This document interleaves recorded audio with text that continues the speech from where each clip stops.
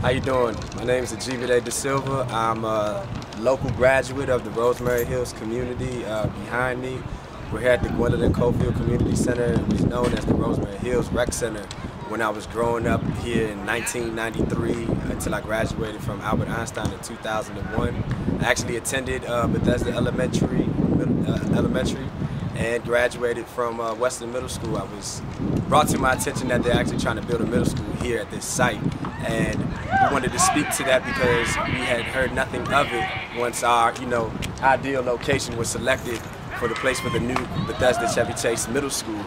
Ironically, this is a very entrenched community, and we are Silver Springians. First and foremost, we reveled in the opportunity to be able to go up East-West Highway to go to school on Bethesda, yet we identify ourselves as hardworking middle-class community that's very diverse. And in speaking to the Montgomery County Board of Education's approach in this matter, in parallel what I see in the District of Columbia public school system, where I'm the administrator and business manager of the largest high school in DC, which is Woodrow Wilson High School, the Wisconsin Avenue sister school. And what we see is the non-engagement of the people at the direct point of contact, the people in the trenches, not being consulted as to what are the best practices or what actually needs to be done to help close the achievement gap, to help create students that are going to be able to be viable in the 21st century, not just the 21st American century, but a global economy.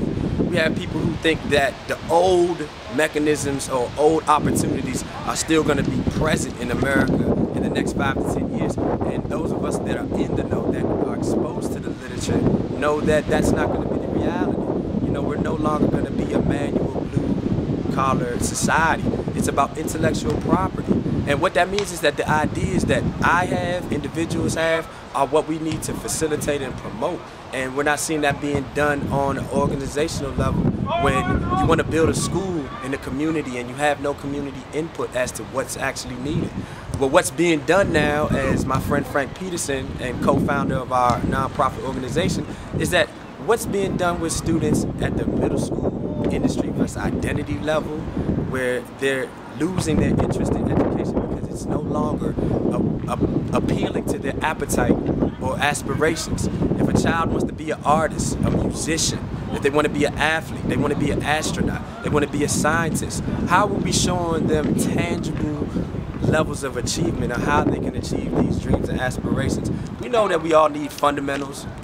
Aristotle said reading, writing, and arithmetic.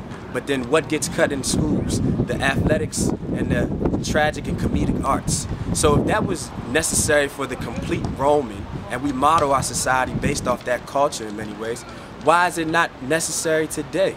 Because those are the things that we learned growing up here in the park, having the conversations with the local community members. For me, the role models I had were the guys playing basketball or riding around in cars. Those were the old heads, as we put it. They did some things that were unsavory, but they also guided us in the right direction. You play football, you play basketball. Let that be your ticket so you can get an education, so you can grow and experience life beyond this community. But in that, we found strength in saying that, somebody from this community cares about me. And those people who care about you are the ones that you really should invest in. And that's what children know better than anything. They say, oh, that teacher doesn't like me, or you don't like me, meaning that they're looking for acknowledgement and respect and appreciation, so then they can in turn reciprocate that.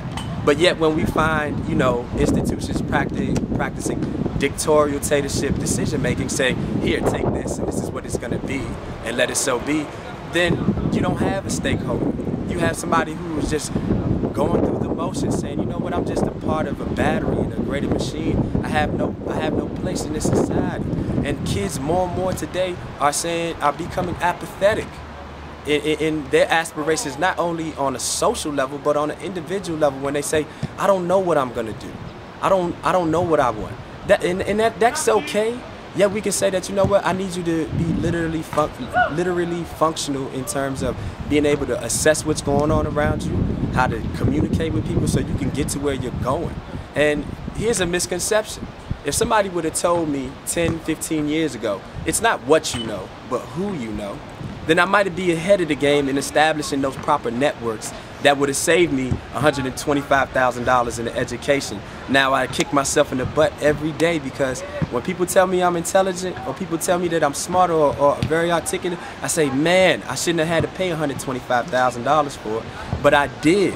But the efforts that we make now through our organization and partnering with whoever, you know, answers the call is that we don't want the next to have to suffer our ignorance. So they can say that, you know what, somebody told me, invest in myself.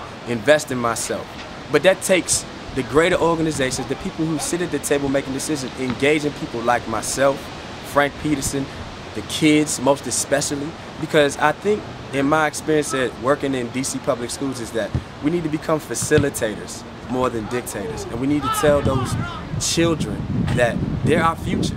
And if you don't invest in yourself, then our prospects don't look that great. So here we have, you know, people taking the time out their day, you know, to come here, work college tracks to help kids go to college, to understand that, you know what, you may not have the financial means, but there are other opportunities. You may not have a culture of higher education, a legacy of higher education, but you could be the first. See, for me, I was driven to acquire my degree because I was the homie from around the way that made it. Sports was my platform, but ultimately how many people play professional sports? And now we see in current times, the NFL is locked out. They have union issues like everyone else across the country, so they can relate to educators in many sense. Those same educators that allowed them to get an opportunity to go on to play competitive sports at the collegiate level and to the professional level. So now they understand what it's like to be an everyday person and saying that, you know what, nothing is guaranteed anymore.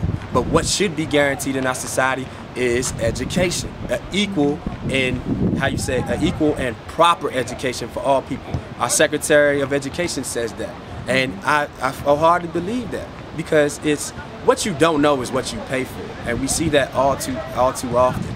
And to not know that your community is being surveyed or being prospected for, you know, a middle school that's named after a community that really doesn't parallel this community, it's like a slap in the face.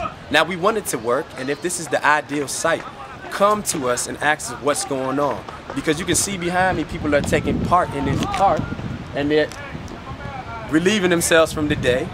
They're having an opportunity to, you know, fellowship with one another in a non-structured way, but in structured in the sense that, okay, the school day doesn't end at 3 p.m. or education doesn't stop at 3 p.m. We talk about lifelong learners or being a lifelong student.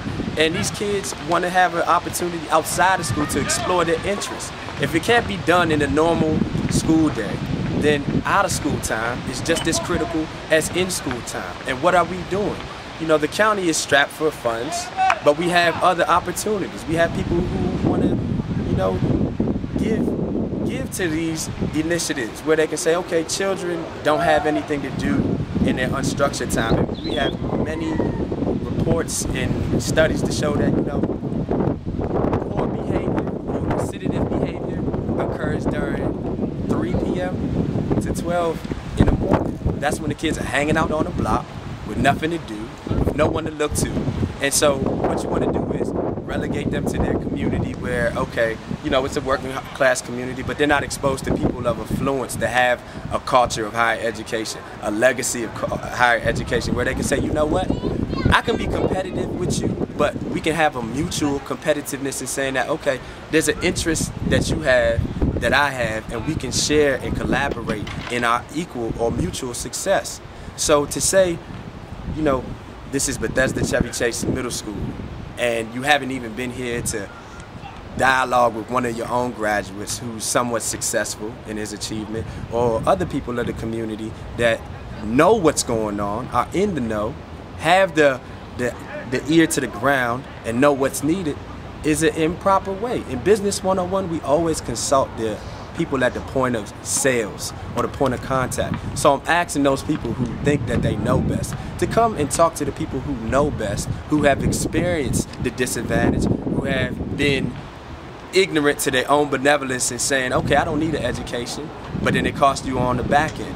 To say, okay, what kind of investment do we need to make? The rec department doesn't necessarily have all the means. Montgomery County Public Schools doesn't have all the means, but collectively, a community has the means. There's an adage that we promote through our nonprofit Rosemary Academic Arts and Athletic Community is that it takes a village to raise a child. And that speaks to a greater issue. What we have in society today is we're suffering from apathy, and we're suffering from a mentality of calculation.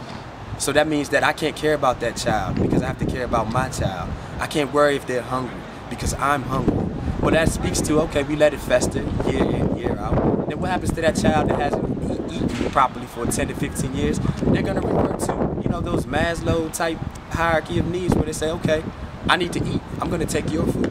Okay, I can't be civil with you because I didn't acquire any kind of educational exposure to civility.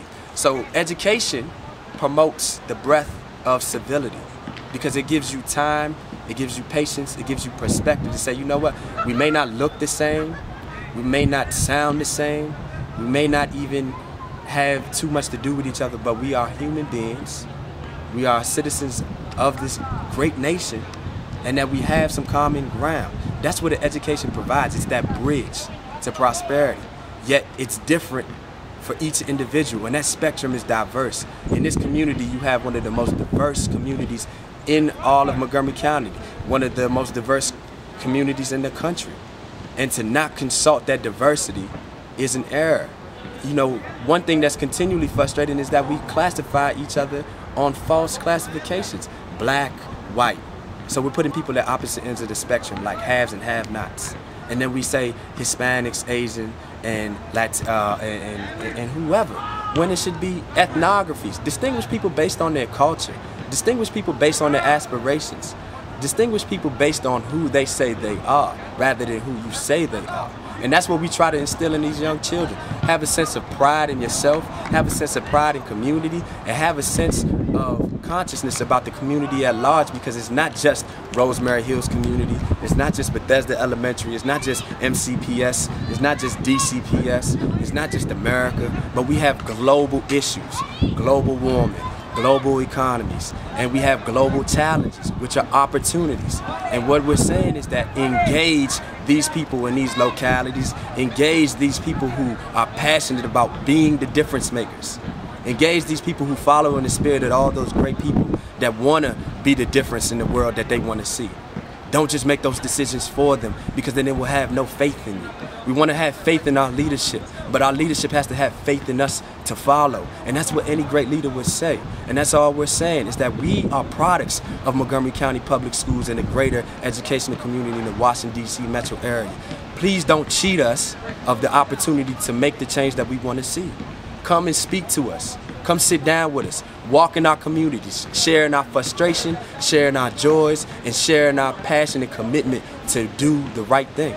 And I know you can, because we're out here trying. It's not in our nature to be political, but if it is what's required of us, then we will answer the call. And I bet you, if you just give us a chance, we can amaze you.